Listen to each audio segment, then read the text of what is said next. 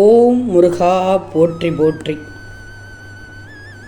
என் அன்பு குழந்தையை, இதோ உனக்கான நேரம் வந்துவிட்டது. அதனால்தான் என் பிள்ளைக்கு வெகு நேரமாக ஒன்றை சொல்வதற்காக காத்து கொண்டிருக்கிறேன். இதை கேட்காமல் மட்டும் சென்று விடாதே தங்கமி. இன்று உனக்கான நாளாக தேர்ந்தெடுத்துள்ளேன். இந்த வார்த்தைகள் இன்று உனக்கானது செவியில் சேர்ந்து விட்டது என்றால் ஒரு நல்ல செய்தி உனக்காக காத்து கொண்டிருக்கிறது. உன் வீட்டிலேயே அமர்ந்து கொண்டு உனக்காக பேசிக்கொண்டிருக்கிறேன். இது தெரியாமல் நீ இப்போது புலம்பிக் கொண்டிருக்கிறாய். அந்த நேரத்தில் வந்துவிட்டேன் அல்லவா? இந்த உலகமானது மிக மிக பெரியது. இங்கு நிறைய மனிதர்கள் வாழ்ந்து கொண்டிருக்கிறார்கள். இங்கு நல்லவர்களுக்கும் பஞ்சமில்லை, கெட்டவர்களுக்கும் பஞ்சமில்லை.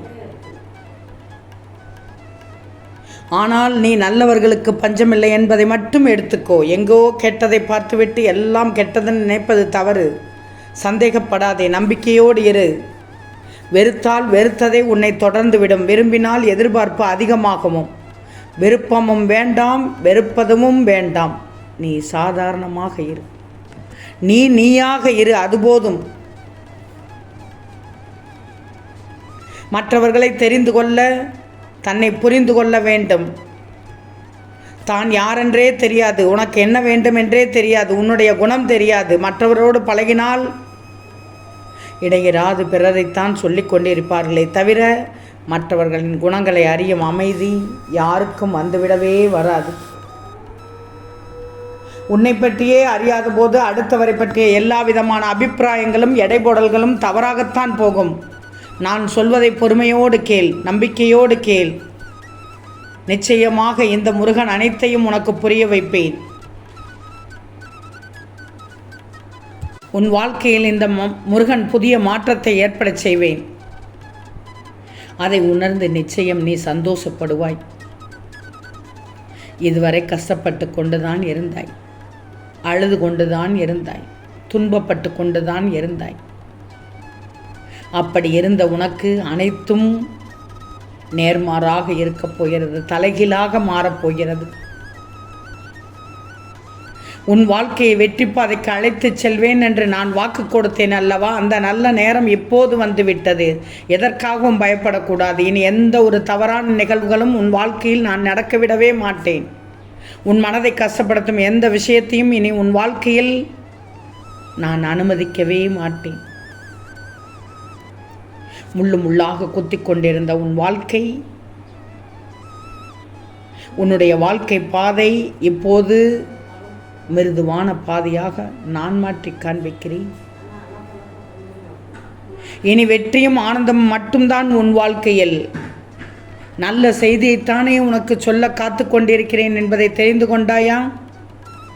முருகன் வந்துவிட்டார். என்ன சொல்லப் போகிறார்? எனக்கு என்ன தரப்போகிறார்? எனக்கு நிம்மதி கிடைக்குமா? நிம்மதி கிடைக்கும் வழியை காண்பித்து விட்டாரா என்றெல்லாம் உன் மனம் ஓடிக்கொண்டிருந்தது.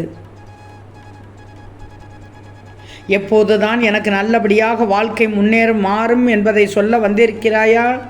இல்லையா முருகா என்றெல்லாம் உன் மனம் கேட்டது. அது நடக்கப் போகிறது. உன் வாழ்க்கை அழகான தொடக்கமாக மாறப்போகிறது. அதன் பின் பார்த்தால் வரக்கூடிய நாட்கள் அனைத்தும் கவலைகளுக்கு முடிவாக இருந்துவிடும், கஷ்டங்களுக்கு தீர்வாக இருந்துவிடும், உன் சந்தோஷத்திற்கு தொடக்கமாக இருந்துவிடும், ஆனந்தத்திற்கு விடியலாக இருந்துவிடும். அப்படி என்றால் என் பிள்ளை வருத்தப்பட்டு கொண்டிருந்த அனைத்தும் காணாமல் போகிறது என்றுதான் அர்த்தம். மனதை தேற்றிக்கொள். உனக்கான நேரம் வந்து விட்டது.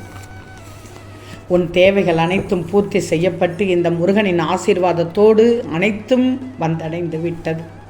இந்த திருச்செந்தூர் முருகனை நம்பினால் இன்பம் கிடைக்கும்.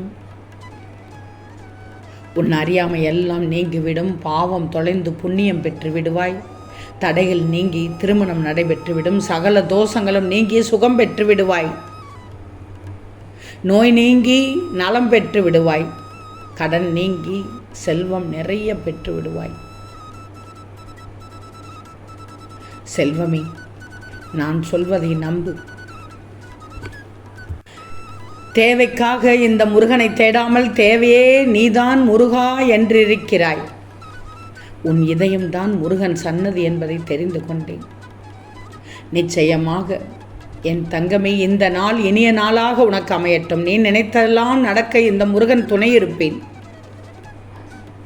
முருகா, உன்னை அன்றி எனக்கு உலகமே தெரியாது முருகா. என் வாழ்க்கை துணை, குழந்தை, செல்வங்கள், வீடு வாசல் எல்லாமே நீ கொடுத்ததுதான் முருகா என்கிறாய். மனமுருக என்னிடம் சொல்கிறாய். நீ கொடுத்து விட்டு குறை காணாமல் அப்படியே ஏற்றுக்கொண்டு வாழ்ந்து வருகிறேன் முருகா என்று சொல்கிறாய். பயப்படாதே, நான் உன்னை காத்தருள்வேன். யாம் இருக்க பயமேன் தங்கமே. நாளை என்ன நடக்குமோ என்ற பயம் உனக்கு வேண்டாம். இந்த திருச்செந்தூர் முருகனின் துணை இருக்கும் வரை சோதனைகள் உண்டு, வேதனைகள் இல்லை. இந்த முருகனை வணங்குவோர் வாழ்க்கையில் ஏற்படும் சோதனைகளும் சாதனையாக மாறும் என்பது உறுதி.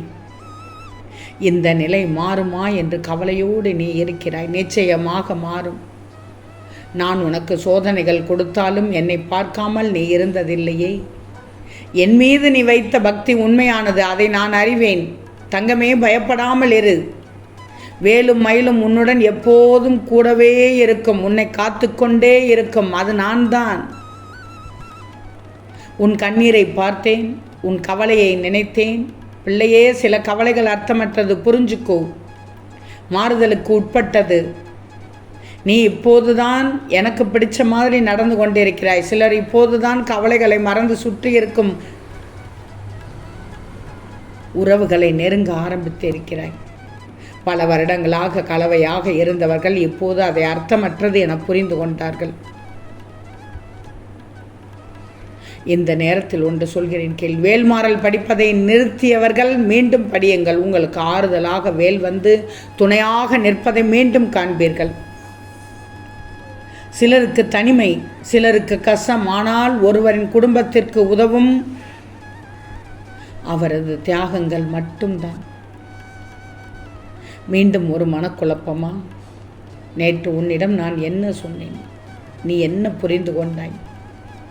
வினைகளை எப்படி தீர்க்க வேண்டும் என்று சொல்லித் தந்தேன் அல்லவா? பிறகு ஏன் நீ மறந்து போய் அதே போன்று ஒன்றை செய்ய முயற்சி செய்து வருத்தப்படுகிறாய்?